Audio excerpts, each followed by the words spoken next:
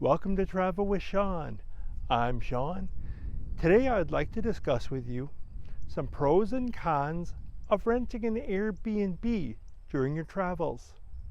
I've rented many Airbnbs over the past several years during my travels, so I'd like to share some thoughts with you.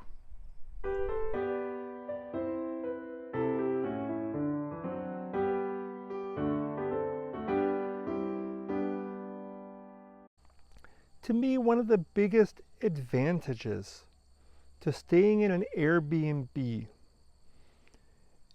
is you immerse better in the local culture. You see, when you rent an Airbnb, you're staying in a residential neighborhood in the community.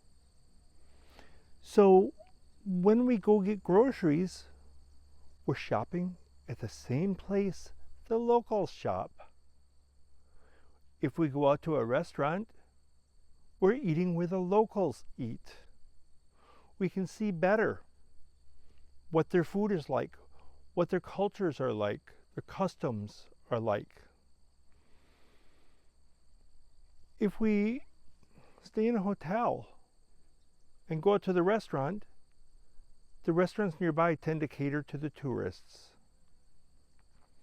And we don't get the full cultural experience, perhaps. Another advantage is that we have the opportunity to cook at home in our rental. We can choose which meals we want to eat in the rental and when do we want to go out to eat. Another advantage to staying in an Airbnb for your travels is when you're traveling in a larger group. Let's say more than 3 people.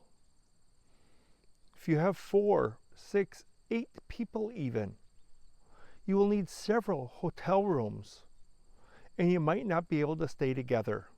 It really racks up the cost. But in an Airbnb, you can rent a house or apartment with 3 or 4 bedrooms even, maybe 6 or 8 beds, whatever your needs are. It's possible with an Airbnb. And you get to share your group experience, which is why you're traveling as a group. For an extended stay, this may be a cheaper option. And with that extra space that you'll get, it's a bonus, helping you feel more comfortable, like you're home away from home.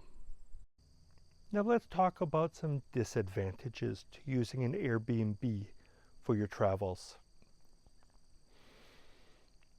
Sometimes the pictures on Airbnb don't match reality. Maybe they use a wide angle lens to make the rooms seem more spacious than they really are. For example, one place we stayed, that was the case. It looked very spacious in the pictures. When we got there, it turned out to be a fairly cramped studio apartment. Wasn't what we expected. And sometimes the amenities advertised aren't exactly the way they are in reality. We stayed at one place where one of the amenities was a washing machine. We looked forward to being able to wash our clothes in the middle of a long trip. But it turned out, to use the washing machine, you had to knock on someone's door, see if they're home, and if they are, ask them to take you to the laundry room, where you would then use the washing machine. Not exactly convenient. Another disadvantage is misrepresentation.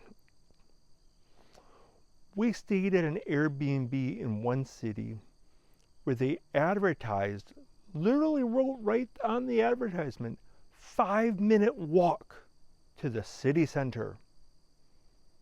In reality, at least for our age, it was about a 15-minute walk to get to the city center, which made me question what they considered to be the city center. It wasn't where the tourists would want to go. As I said, we found that to be about a 15-minute walk if we didn't get lost. Another disadvantage is that sometimes in foreign countries, the location of the Airbnb may be difficult to find. Or you get to the location and maybe they don't have a building number, and you're trying to identify the building from the pictures. That can be a challenge. Perhaps you enter the location into the GPS and it comes up with some place far away from where you're looking for, far away from the actual destination of your Airbnb. Some hosts are great about it though. Some will tell you they don't have building numbers, so you have to look for a certain intersection, or maybe they'll give you grid coordinates. Some will tell you, drive down this street and you're looking for the apartment building that has an arch shaped like a heart. That helps. Sometimes life happens while you're traveling. Sometimes there are unexpected events, such as one time when we were traveling, we stayed at an Airbnb. Our first morning there, we wanted to take a shower to clean up before going out to see the sights. But the shower would not get hot. There was no warm water. Tried the sink to see if that would help speed it up. No warm water. After several minutes, when we could not get any warm water at all, I contacted our host, who instructed me to go out on the balcony, push the reset button a couple times, wait a few minutes, and then try it again. Didn't help. Didn't do a thing. I had to contact the host again, who promised to send out a plumber. We were determined that we were not going to wait.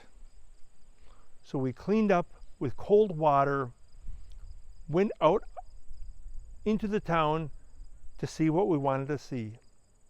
You know, turns out the plumber didn't arrive until mid-afternoon. If we sat in our Airbnb waiting, we would have missed most of the day. And so much we would not have been able to accomplish. But we had to adjust our expectations and move on. Sometimes that's what you gotta do. Another disadvantage can be cultural differences. For example, one city we stayed in, our apartment was equipped with a kitchen, and the stove had a glass top covering. We had never seen anything like that before. We were told later that was common in that city, that most gas stoves, or maybe all gas stoves, had a glass cover on them. Since we had never seen it, we paid close attention when the host gave us instructions on how to turn on the gas and how to turn on the burner to heat up a pan. We saw the host put the pan on the glass top, turn the gas, turn on the burner, said that's how it works, turned everything off.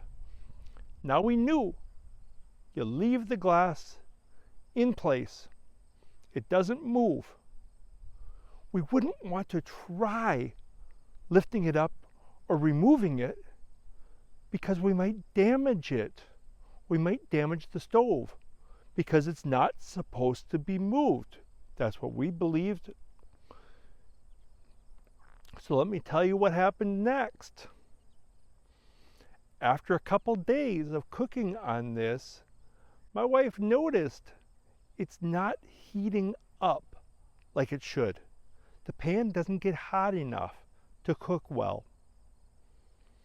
So the next morning, we decided to sit in the living room while letting the pan preheat, since it needs more time. Suddenly there was a loud bang in the kitchen. We rushed to the kitchen to see what happened and found out that that glass cover exploded and shattered glass all over the kitchen and even into the adjacent living room. I'm so glad that we were not in the kitchen when that happened, or we could have had serious injuries. As it is, like I said, we were in the living room, so we were safe. But the stove was damaged because the glass was broken. So I immediately notified our host, who informed me that's impossible. That never happens. It cannot happen. It happened to us. Our host apparently contacted a local representative for the manufacturer who said that this can only happen when you're leaving the glass cover down while cooking. That's how our host demonstrated it, so that's what we understood. I even checked the instruction manual. Nothing was in there. Our host ended up filing a claim through Airbnb for us to reimburse 175 euros to replace and install the glass cover. We rejected this, refused it, by saying to Airbnb what I just told you, and suggesting that the host put this in writing in the instruction book and put a caution sign in the kitchen so everyone will know, and so this won't happen to anyone again, and hopefully no one will get hurt. The story that I just shared with you, I said that I rejected that claim for 175 euros to replace the glass cover. I don't think I needed to pay. I don't think it was my responsibility. I don't think that it was my fault. I did as I was showed. I had no instruction otherwise. What do you think? Do you think I was responsible? Do you think I should have paid? Leave me a comment. Let me know what you think of this matter. Whose fault is it?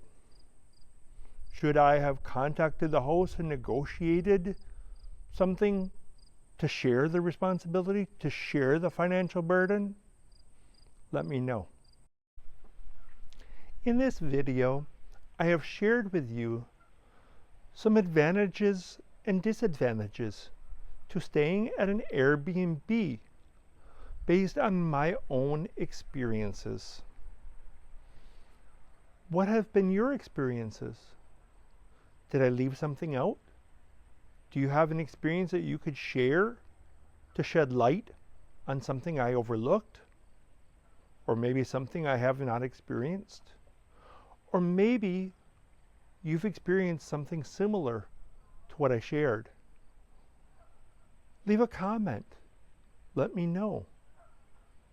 I appreciate these. I'm also grateful for you watching. Thank you for your support. Thank you for traveling along with me. Until next time. Bye bye.